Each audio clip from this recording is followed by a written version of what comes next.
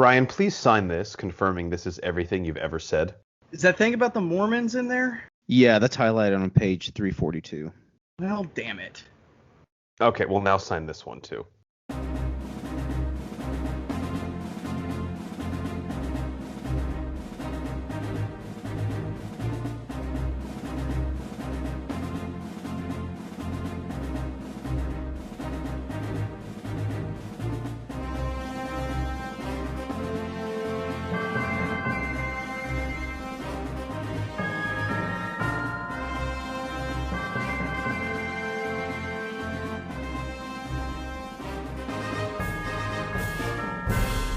Welcome in to the Bro 4 Squad podcast, where we are just a bunch of bros drinking beer and watching TV and movies. I am your host, the Mayor Jeff Hornacek, and this is our review of the Disney Plus series Loki, specifically Episode 1, titled Glorious Purpose. Joining me, as always, are the mad scientist Brian Banner and the American hero Nate Thurman to review this episode as we do all of our TV episodes, using the 4 Bro 4 Squad criteria, which are the acting, the story, our favorite scene, and then any theories or questions we have for the show going forward. Let's get right into it. Nate, we're huge fans of Owen Wilson, of course, from his turn in Wedding Crashers and a few other films. We finally get him in the MCU in an interesting role as Michael Mobius. What do you think about his performance, and then anyone else? I mean, obviously Tom Hiddleston had a little bit of a role in this series as well.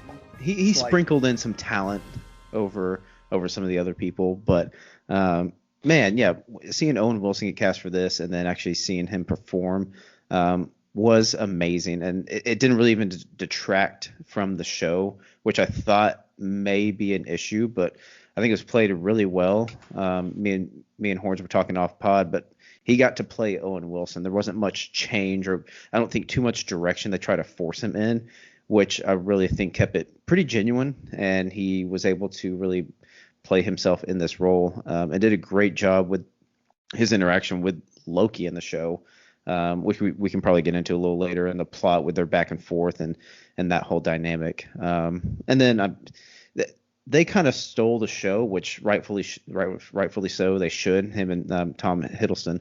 And we were talking off pod about this too. He might be one of the best actors in the MCU. I also threw out Paul Bettany. I think we just have a thing for British actors. I don't know. Get a soft spot for them. Their voice is like, oh man, they must be good at acting because they speak different. But yeah, I mean they killed it. It was a great opening episode with a lot of great acting and good dynamics between those two. And with Owen Wilson, like casting him, I think at this point Hollywood knows what his skill set is and what he can do. And so to get him and let him be Owen Wilson is just a smart move. And if you would have told me like 5 years ago, like, dude, what do you think about like a show where it's Owen Wilson, Owen Wilsoning it up, and he gets to interact and fuck with Loki? I'd be like, that sounds incredible. Yeah. And now we get it. And Banner, tossing it over to you, we're kind of spoiled because between the last 2 MCU shows, we've gotten to see Julia Louis-Dreyfus now in the MCU and Owen Wilson. So just as a fan of like all their work in the past, I think it's cool just to see them in one of our favorite cinematic universes. What'd you think? Yeah, I mean, I think just playing off of that point right there, we talked about a few years ago when Anthony Hopkins did Westworld. You're now seeing these people that are great movie actors and movie stars going into the realm of TV, and they're not being shunned to TV. They're being sought after for TV. And I think that's a big shift in Hollywood and just in the mindset of actors. We just want to see them do great stories, whether that is a comedy like Wedding Crashers or a TV series like Seinfeld or Veep, and then now you have these more serious roles like Falcon and Winter Soldier or Loki. It is incredible how Owen Wilson and Tom Hiddleston have such chemistry on screen, and they're not supposed to have chemistry yet. And they're playing off of each other so well, and just the way that Owen Wilson delivers things, him pulling information and kind of getting Loki to come to terms with himself and who he actually is. Owen Wilson is the only one that could have pulled that off because it's Owen Wilson. It's not Morbius. It's Owen Wilson doing that. And I think that's what made them so incredible in this episode and what makes us so excited about this series moving along. Yeah, and Tom Hiddleston at this point, he's been playing Loki since 2011 was Thor, right? I believe so, yes. So basically, I mean, if you count like when he was filming, the better part of a decade, and he embodies this character so much to where, like, you know, you play a character that long, parts of you start to bleed into the character for sure. Mm-hmm. And he's just able to have so much fun with this because he knows this character like the back of his hand. And like, because he's been playing it for 10 years, this is the character that they can't kill off. And I don't think we want him to kill him off anymore. They tried in Thor, right? He fell off the bridge. Road his arc goes death in one movie, Tesseract shenanigans in the next movie. I think across all 6 films. Yeah. You've got that's true, because then he gets captured over the Tesseract in Avengers. Then in Thor: The Dark World, he's captured, dies again ish. And then in Ragnarok, he of course steals the Tesseract at the end. Yep. Dies in Infinity War, Tesseract shenanigans in Endgame. So is he going to die consistent. here? And then come back, and then Tesseract stuff in Multiverse of Madness? Just throwing it out there. You took the words out. I was about to sneak in and say that as you're starting that sentence. I was like, that would fit perfectly, really. Not a mistake. All right, moving on to the story and plot, unless you guys have anything else you want to add to cast. That's about it. I mean, there were some other people who popped up who we'll mention, but for the most part, it was those 2 people for 40 sure. minutes. So the plot synopsis for the premiere of this series says, Loki, the God of Mischief, this is according to IMDb, finds himself out of time and in an unusual place and forced against his godly disposition to cooperate with others. Now, Brian, as we suspected and I think hoped, because the trailers hinted at it, but we didn't know exactly if that's what they were going to do, this picks up right after we see Loki grab the Tesseract in Avengers Endgame. But I think most importantly, even though it was in Avengers Endgame, and it's very important to the plot here, this is actually just after the Battle of New York, which I had to keep kind of reminding myself of. I had to, too. That was, if this episode had a flaw, it was that, and you can't hold it against them because that's just where we're at in the story. Mm-hmm. And especially in the part where they're showing the events of Thor: The Dark World and Frigga dying, and all the emotional stuff with that was really where I had to go like, wait a minute. He is seeing this for the first time. We have to remember that. You have to remember how he acted in Thor: The Dark World, where he was stuck in the prison cell and just basically fucked the room up. It's kind of expecting him to do that here.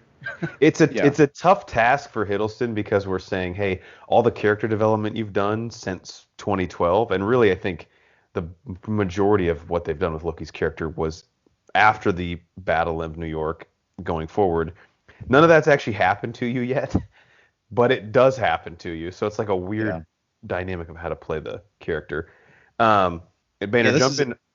Sorry, Nate, I was just going to say, between that and the TVA, what else did you like about the story? So this episode, they gave us a ton of information in an extremely short amount of time, and it didn't feel like that. They essentially built an entire world with the TVA, introduced us to new characters, introduced us to what they're trying to do, while redeveloping a character in Loki, all in 35 minutes. And it didn't feel like 35 minutes in a good way. Mm-hmm. I thought that was just incredibly well done. The way that they tied in and recapped basically Loki's character arc from beginning to end now, and kind of reminded us, hey, this is who you're dealing with. This is what's going on. This is where we're at. Just a absolutely incredible job. I really liked how they caught us up. Like you said, Hiddleston was tasked with the tough task of everything that you've done since 2012. We're carrying that in 35 minutes. Go. Sorry, Nate. And they did it. They did it. Oh, you're good. Just kind of going off of what you were saying a second ago, I was going to say, yeah, it's cool. It's a deep dive into Loki now because a lot of his story development has taken place off screen. So it's really getting more into the meat and potatoes of everything. This was a tough premiere, like Brian said, because the task in and of itself of establishing the TVA, the rules of it, and how it's going to sort of set this series off is very complex. And I think with Exposition, they got very creative with how to do that, because I think when Loki's in line, after he draws his number, that was just smart to have like the little PSA going on the TV. The Jurassic Park thing. Right. Huge Jurassic Park nod or feels that I got when Mr. DNA comes out. Yeah. Yep. Oh, yeah, for sure. So that was good to key in the audience. And then, like you said, for those, because you do kind of have a lot of stuff in here for people that might not be MCU diehards or purists, right? So you need to sort of catch them up on where Loki's at. And I'll get into that with best scene, but that was very cleverly done in a way that felt powerful, but also like it was very expeditious. They were not like, dude, we can't spend 40 minutes going back over Loki's life. Like there's a lot of plot thread here that we're going to have to unravel in the next few episodes, and new interesting stuff that people are like really want to gnaw on a little bit. Yeah. Great job just reminding us, hey, this is the things you need to know. This is what's going to be important over the next 6 or 8 or however many episodes we've got. Everything else doesn't really matter that much. Yeah. Yep. Anything else for best scene?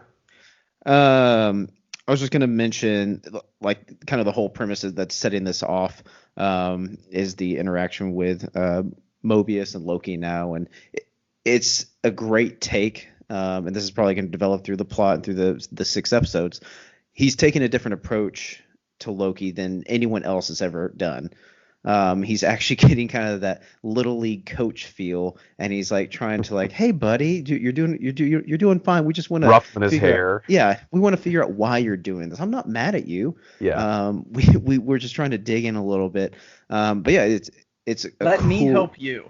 Yeah, it's a cool approach because I mean Loki throughout all the movies and everything has always been that villain who everyone is envious of, and he's trying to put his arm around him and say, hey. When he went up to the judge, he was like, "Hey, I think I got an idea. I think I got a different approach." I do love how for the first time ever, like Loki explained, he's like, "What do you want?" He's like, "Well, I want to subjugate everyone and rule them." And for the first time ever, somebody goes, "Why?" Yeah, just a simple why, and there's so much more behind it, and there's so much more that's going to develop from that. That's going to be pretty cool. And then kind of along with the plot and just, I mean, how this whole season, this episode is going to develop. Michael Waldron, who's writer creator, I think, for this. A lot of comedic relief in this, obviously, which is kind of expected from him, who I think got his up and coming from Community and Rick and Morty. And then time back to what Rick and Morty. Yeah, time back to what Banner was saying. Maybe Loki dies here, has some shenanigans in the multiverse. Michael Waldron also wrote that film. Yep, on there. So weird. May have some connections there, just some little breadcrumbs.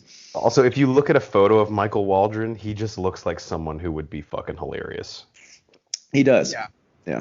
Like, he looks like a guy if we were out at the bars, I'd be like, this guy, we need to hang out with him more often. Yeah. Cracking my shit up. Very well said, Nate. All right, on to best scene. Now, not to bury the lead any further, but guys, I have to go with the one Banner was describing earlier. It was basically Loki viewing at this time, it would be the quote-unquote future events, specifically the ones in Thor the Dark World, and how his arrogance leads to Frigga's death, because Mobius sort of spells out like, yeah, you thought you were so fucking clever sending a curse up those stairs thinking he was going to go to Thor, and he actually found your mom. Yeah. And then seeing Odin's death in Ragnarok, and Odin sort of accepting Loki again as his son. And I have to say, man, Tom Hiddleston, all you could have done on set that day was say, hey, man, stare off past the camera, and we need you to emote in 30 seconds all of the pain that your character has gone through in 9 years. That's all I can give you for direction. Good thing you're a fucking incredible actor, because it was insane. It's an insane task. And so Tom Hiddleston staring at a wall, and he has to relive all the trauma that Loki goes through. But also Loki's seeing it for the first time, which is really weird. So it's not even like he's reflecting on his mistakes. And I was going to save this for theories and questions, but specifically, I think between Endgame and this show, we talk a lot about how Thor the Dark World might kind of be like, I don't want to say the black sheep of the MCU. That feels it's like the worst movie, though. It is probably the worst movie, but they have done such a good job of making it still important because of the events that happened with Frigga. I think what's even more important about that, sorry not to cut you off, Nate, but It's not like they're retconning anything. Right. Like everything's already there, and it already feels like they've had this planned out. Like, hey, we're gonna make this shitty movie back in 2014 or 2015, whenever that was, to set this other thing up for 6-7 years down the road. Yeah, they're just shining the importance of it. Like in Endgame, that's basically Thor's arc at the end, right? He's depressed because he let Thanos snap his fingers, and his mom tells him, like, maybe it's time you just start being the person you are instead of who you're meant to be or you're supposed to be. Yeah. And then same thing with Loki. Yep, a lot of groundwork. Nate, how about you? What was your favorite scene of the episode? My favorite, it was an elongated scene, but the scene where he's basically checking into the TVA was great. There were so many different steps and just the layers they were going through, and kind of like Banner was saying, when the TV kicked on, you got the Mr. DNA vibes from Jurassic Park.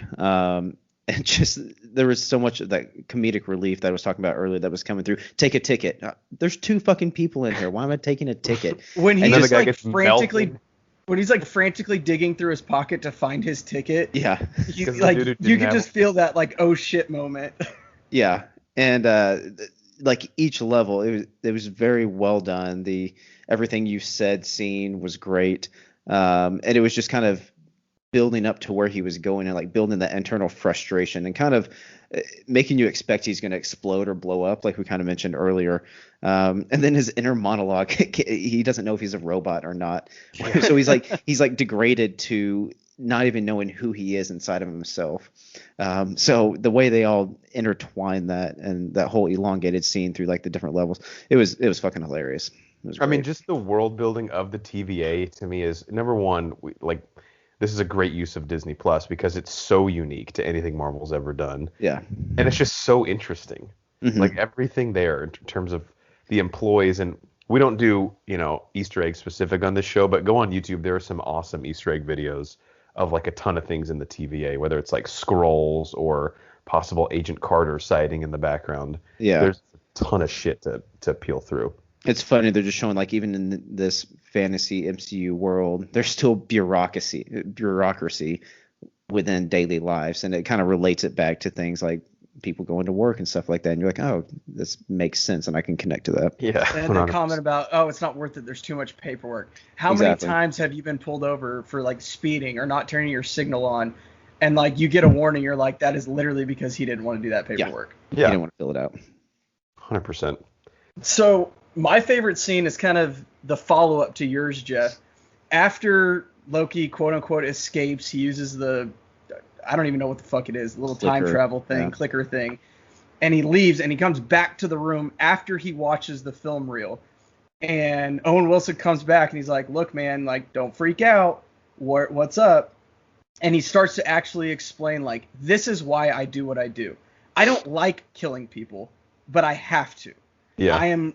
And him going through that and kind of really that come to Jesus moment of I am Loki and this is why I'm Loki was just so well done. And the build up to that moment, again, happened so quick in our face. I didn't even realize it happened until after it happened. And that is such a good thing. It was almost like he was a caged bird, got free, but then realized he needed to come back. Yeah. Well, yeah.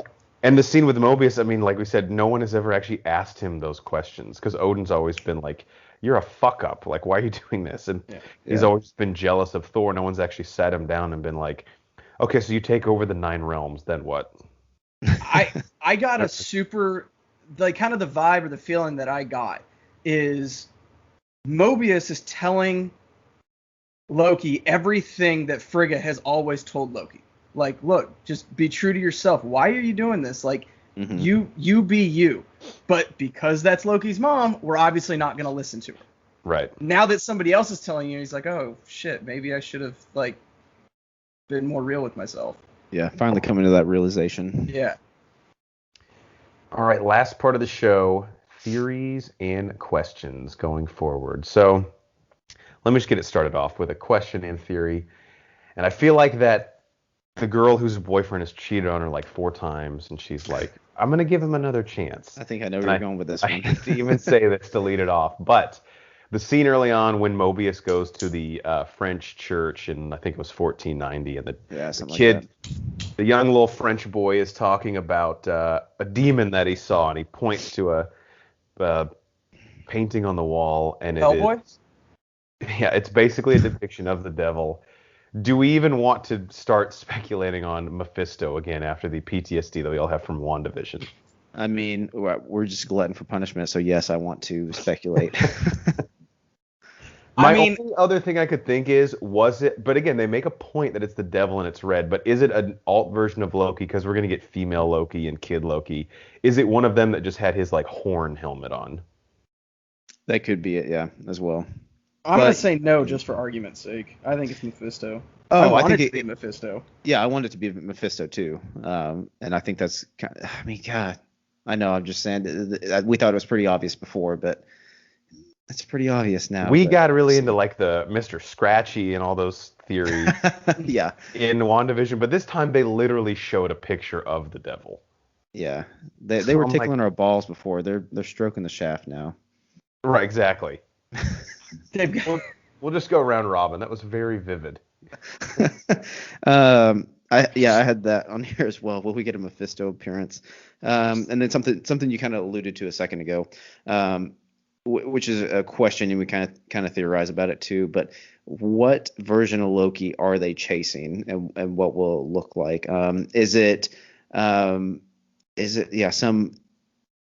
Loki that's from another universe or something like that, that's time traveling or anything like that, or is it like a future Loki of the same ilk, but now he has knowledge of the TVA and how it's done, and so he's using that to kind of make them chase him through different timelines. I'm going to be interested to see what Loki they are chasing. Maybe there's multiple Lokis they're chasing, so we'll see. Sorry, Banner, before you jump in, one of my theories actually ties into what Nate just said, because speaking to that, like, what does that version of Loki want? Mm-hmm. Will be interesting. And then, are they working for someone? Yeah. A la Mephisto or someone else. So we don't know who they are or their motivation yet, which is pretty interesting that I'm this intrigued after episode 1 when we don't even really have many of the details. I don't think they're actually chasing Loki, just because you have Loki is straight up villain in Thor and in Avengers. Then they kind of shift into where he's an anti-hero. Like, you're not sure if he's good or bad. Like, he does the right thing, but only if it benefits him in Thor: The Dark World and Ragnarok. And then he isn't really in Endgame or Infinity War. So now, like, we have that transition from full bad guy to half bad guy. Is he going to be full good guy now? That's kind of what it's trending towards. I mean, and they're trying to throw us off by saying, no, we're searching for you, dude. Like, you're the bad guy.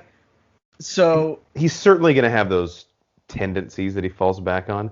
I do know that there is someone cast as female Loki in the show, and there is child Loki as well. Now, it could be episodic, where, like, they're sort of a villain of the week, quote unquote, in one episode. Mm-hmm. I don't think, to both of your points, that the overarching bad for the whole series is actually going to end up being this alt version of Loki, because I think there's going to be several. I would agree with that. Yeah, I can see it happening. Just because it doesn't really have any other place in the show. Did you guys notice how well the score was in this? I didn't notice it until the end credits, to be honest. But I do. It has kind of like it's giving me like a clock type theme, right? Like it's like a upbeat ominous. Yeah. If that even makes any sense. I don't know how much they used it then in the episode, because I didn't really notice it. I watched it twice. I watched it by myself because Mama Banner had something to do, and then we watched it again a couple days later. Yeah. And if you go back and watch it again where you're not so invested in paying attention to the story as much, and you're kind of looking for those things on the peripheral, that was one of the things that really stood out to me, as you didn't notice it in a good way. But when you actually kind of bring it to the forefront of your mind, really, really, really well done. At times it crescendoed and it was in your face when it needed to be, and it pulled back when it didn't. I'll have to go back and give it another watch. One question that I have is, so they say the events of Endgame are supposed to happen. The Avengers are supposed to time travel to fix the snap. Does the snap or the blip that doesn't exist at the TVA? does that not affect them at all? Are they not beings? And granted, the snap affects the universe, right? Well, now we know there are multiple universes, and they're the guardians or the protectors or the law enforcement agency that are over all of these universes. Does that affect them? I think they exist in like a sub-universe where like it's like the Truman Show and they're like the ones producing and directing it. Case in point, when Loki finds the Infinity Stones and they're like powerless and used as paperweights. Yeah. Right. Really so they funny. exist like almost above the universe. And I'm wondering if the Eternals, since it focuses on the Celestials, will deal with this at all as well. Oh, maybe. That'd be interesting. Yeah, I don't think the blip or snap affected them at all. Case in point, Casey, who played by Eugene Cordero, the kind of guy behind the desk, doesn't know what a fish is. So they're kind of off in their own world, Right. own realm. I hope he's gonna have a bigger role, almost like a Kat Dennings role from WandaVision. Mm-hmm. Like he's there reoccurring, but his role isn't really that big in the grand scheme of things. Yeah, I could definitely see that happening. I'm wondering going forward how much more time we'll get at the TVA, because I could see each episode they're just like jumping to a different time. Mm-hmm. Yeah, I think that'll be a big part of it.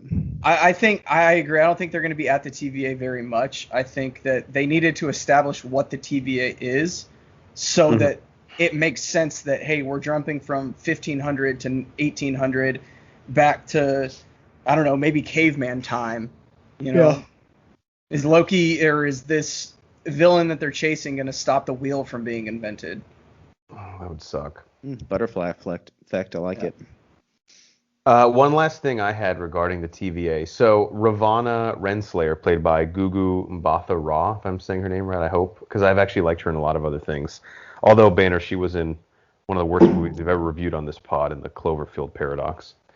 So her character in the comics is someone who Kang the Conqueror, who we know has been cast in the MCU by Jonathan Majors, is in love with. And Kang obviously is his comic arc, the Avengers fuck with time. He comes back to basically punish them and destroy them. I believe that we saw Kang's face in this. I believe he is one of the elders whose face was carved into the wall behind Ravonna when she was giving people like their sentencings. So I don't think it's going on a limb, and I've seen a lot of other videos speculate this, but Kang has got to be in this show, and I don't know if he's like infiltrated the TVA or if he is in charge of the TVA and actually has really nefarious plans. But considering he's been cast, a lot of people are speculating Kang is the big bad for Phase 4, and we know he's in the Ant-Man sequel, Quantum Mania, where they kind of fuck with the quantum realm and other dimensions. I already lost my house because I bet that Doctor Strange was showing up in WandaVision. I'm going to double down and bet Brian's house now that Kang shows up in the Loki series at some point, played by Jonathan Majors. That's a big say, because in recent real estate market, my house is like double in value. Yeah. So, wow. Plus you're renovating the lab, so that only ups. That's true. Yeah. Obviously. Adds value. I'm going to go out on a limb here, and I'm going to say something crazy, and there's no fucking way this is going to happen, but this show is not going to have an end. The end of this show is going to be officially opening the multiverse. They aren't going to catch the bad guy. They aren't going to get even some semblance of a resolution.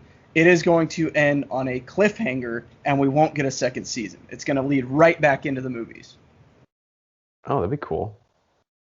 Yeah, I could definitely see that happening. I mean, we speculated in WandaVision just fucked us up, right?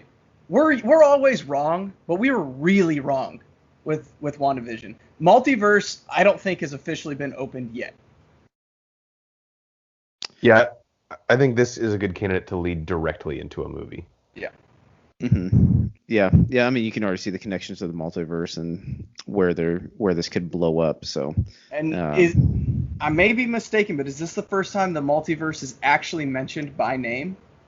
In Far From Home, I know they mention it because obviously Okay, that's I've only Mysterio. seen that one time, so Mysterio claims to be from a different Earth.